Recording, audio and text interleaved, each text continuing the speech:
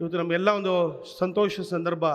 ಇವತ್ತು ಮುಖ್ಯಮಂತ್ರಿಗಳು ಸರ್ಕಾರ ಬಂದು ಇವತ್ತು 8 ತಿಂಗಳಾದರೂ ಕೂಡ ಇವತ್ತು 4ನೇ ಬಾರಿ ನಮ್ಮ ಹಾಸನ ಜಿಲ್ಲೆಗೆ, ವಿಶೇಷವಾಗಿ ನಮ್ಮ ಹಾಸನ ಜಿಲ್ಲೆಗೆ ಒಂದು ಪ್ರೀತಿಯನ್ನು ಒತ್ತನ್ನು ಕೊಟ್ಟಿದ್ದಾರೆ. ಈ ಸಂದರ್ಭ ತಮ್ಮೆಲ್ಲರ ಪರವಾಗಿ ಕೂಡ ನಾನು ಅವರಲ್ಲಿ ಕೃತಜ್ಞತೆ ಕೂಡ ಸಲ್ಲಿಸ್ತಾ, ಈಗಾಗಲೇ ಹಲವಾರು ವಿಚಾರಗಳನ್ನ ಶಿವಲಿಂಗೇಗೌಡರು ಇರ್ಬೋದು, ಸುರೇಶ್ ಅಣ್ಣವರೆಲ್ಲ ಕೂಡ ಹೇಳಿದ್ದಾರೆ.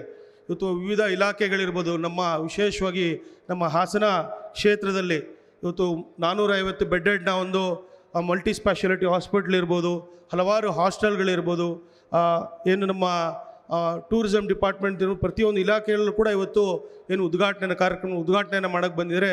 ಈ ಸಂದರ್ಭದಲ್ಲಿ ನಾನು ವೈಯಕ್ತಿಕವಾಗಿ ಒಂದು ಶಾಸಕನಾಗಿ ಕೂಡ ಅವರಲ್ಲಿ ಕೃತಜ್ಞತೆ ಸಲ್ಲಿಸ್ತಾ, ಈ ಸಂದರ್ಭದಲ್ಲಿ ನಮ್ಮ ಹಾಸನ ಕ್ಷೇತ್ರಕ್ಕೆ ವಿಶೇಷವಾಗಿ ಏರ್ಪೋರ್ಟು ಹಲವಾರು ವರ್ಷಗಳಿಂದ ಏರ್ಪೋರ್ಟ್ ಒಂದು ನೆಲಗುದ್ದಿ ಬಿತ್ತು.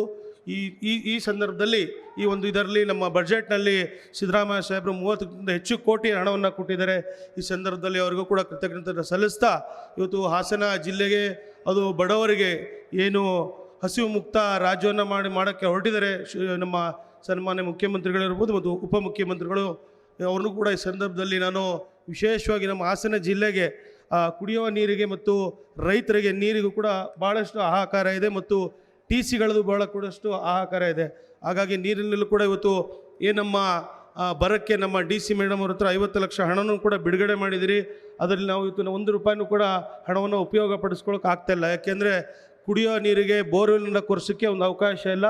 ಹಾಗಾಗಿ ಸಿದ್ದರಾಮಯ್ಯ ಸಾಹೇಬರಲ್ಲಿ ನಾನು ಮನವಿಯನ್ನು ಮಾಡ್ತಾಯಿದ್ದೀನಿ, ಕುಡಿಯೋ ನೀರಿಗೆ ಹೊಸದಾಗಿ ಬೋರ್ವೆಲ್ಲನ್ನು ಕೊರೆಸಲಿಕ್ಕೆ ನಮಗೆ ಒಂದು ಪ್ರಾವಿಷನ್ನ ಮಾಡಿಕೊಡಬೇಕು ಅಂತ ಈ ಸಂದರ್ಭದಲ್ಲಿ ಹೇಳ್ತಾ, ನೀರಿಗೆ ಭಾಳಷ್ಟು ಹಣವನ್ನು ಕೂಡ ಬಿಡುಗಡೆ ಮಾಡಿಕೊಡಬೇಕು ಅಂತ ಈ ಸಂದರ್ಭದಲ್ಲಿ ಮನವಿಯನ್ನು ಕೂಡ ಮಾಡ್ತಾ, ಈ ಸಂದರ್ಭದಲ್ಲಿ ನನಗೆ ಒಂದು ಅವಕಾಶ ಮಾಡಿಕೊಟ್ಟ ಅಧ್ಯಕ್ಷತೆಯನ್ನು ವಹಿಸಿಕೊಂಡು ಮತ್ತು ಭಾಷಣ ಮಾಡಲಿಕ್ಕೆ ಒಂದು ಅವಕಾಶ ಮಾಡಿಕೊಂಡಂಥ ರಾಜ್ಯ ಸರ್ಕಾರಕ್ಕೂ ಮತ್ತು ಜಿಲ್ಲಾಡಳಿತಕ್ಕೂ ಕೂಡ ಈ ಸಂದರ್ಭದಲ್ಲಿ ನಾನು ಕೃತಜ್ಞತೆ ಸಲ್ಲಿಸ್ತಾ ನನ್ನ ಮಾತು ಮುಗಿಸ್ತೀನಿ. ಜೈ ಹಿಂದ್, ಜೈ ಕರ್ನಾಟಕ. ಮತ್ತು ನ್ಯೂಸ್ ಫಸ್ಟ್ ನಿರ್ಭೀತಿಯಿಂದ ನಿಮ್ಮ ಪರವಾಗಿ.